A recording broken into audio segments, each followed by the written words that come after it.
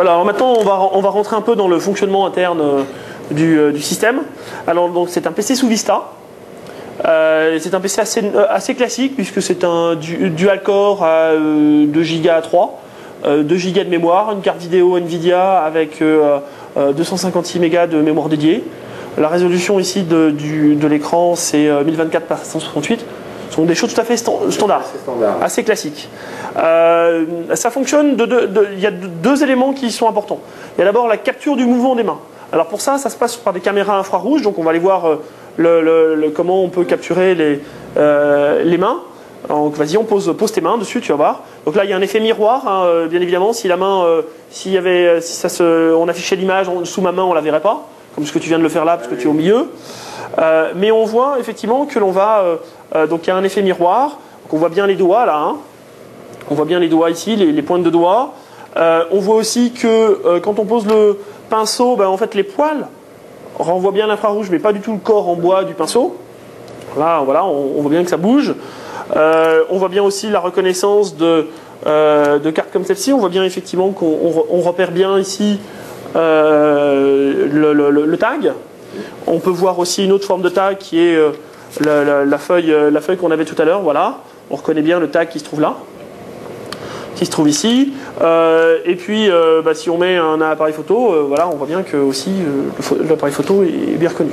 Donc, ce qui est ici vraiment, c'est donc il y a 5 caméras infrarouges qui vont capturer une image, qui vont construire donc une image unique. Qui va être échantillonné 10 fois par seconde et sur lesquels on va repérer le mouvement des objets, le mouvement des doigts. Donc ici, donc on va donc capturer le mouvement, une photo et qu'on va analyser 10 fois par seconde. On va en déduire des événements Windows qu'on va transmettre au framework et au SDK Surface. Et ensuite, pour afficher, c'est simplement un barcode en fait, un DLP qui affiche par en dessous. Donc ça veut dire en particulier que le plateau est passif. En particulier, c'est déployé dans des bars à Las Vegas, le high bar du Rio Casino, si tu y vas un jour. On peut poser son verre dessus, il n'y a pas de problème. On évite de gratter la surface parce qu'elle est fragile. Enfin, elle est fragile, c'est du plastique, quoi. Mais c'est pas. On peut poser un verre dessus sans problème. Le plateau en verre se continue sous le. Alors, ça n'est pas un plateau en verre, c'est un plateau en plexi. Et il ne se prolonge pas au milieu, en fait, pour les caméras, tout à fait. Exactement, pour pouvoir capter. Alors ensuite, une fois qu'on a vu l'eurovisualiseur, on va aller voir le data visualizer, qui est la traduction en objet. Donc, il va reconnaître. On va le voir évidemment les doigts. Donc on voit en haut ici là, le nombre de points de contact. Il voit que l'orientation, on voit bien que l'orientation bouge. Donc il reconnaît en fait en fonction du niveau de réflexion du doigt. Il reconnaît bien évidemment le nombre de doigts. Et puis il va reconnaître. Donc voilà, on voit ici l'ID, c'est le numéro de l'instance de l'objet. Donc quand je déplace mon doigt comme tout à l'heure dans le Paint, on voit que c'est le même objet. Donc il garde la même couleur. Par contre, si je soulève, donc là on voit que ça se termine par 71, si je soulève et que je remets, hop, 76, c'est un nouvel objet. Hop, je soulève, c'est un nouvel objet. Ah, c'est le contact en fait. Exactement. Et quand il y a perte de contact entre deux photos successives, on crée un nouvel objet. Et donc c'est pour ça que tout à l'heure dans le Paint, on avait la continuité de la couleur. Et on voit que le pinceau est reconnu de la même façon, hein, sans aucun problème. Alors ce qui n'est pas reconnu comme un doigt est reconnu comme un blob.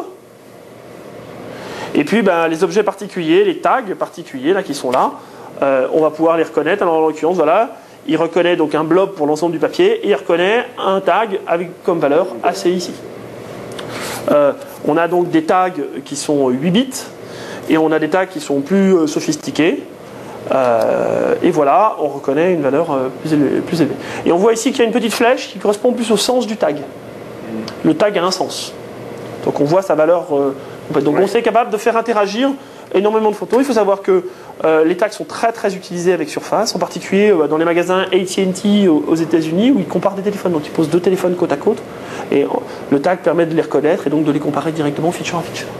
D'accord, donc en fait la reconnaissance est purement par un tag et pas comme on croit l'imaginer par la reconnaissance du téléphone lui-même. Non, exactement. Alors, quand on veut, donc on va aller voir maintenant l'application Mobile Connect de démonstration applicative.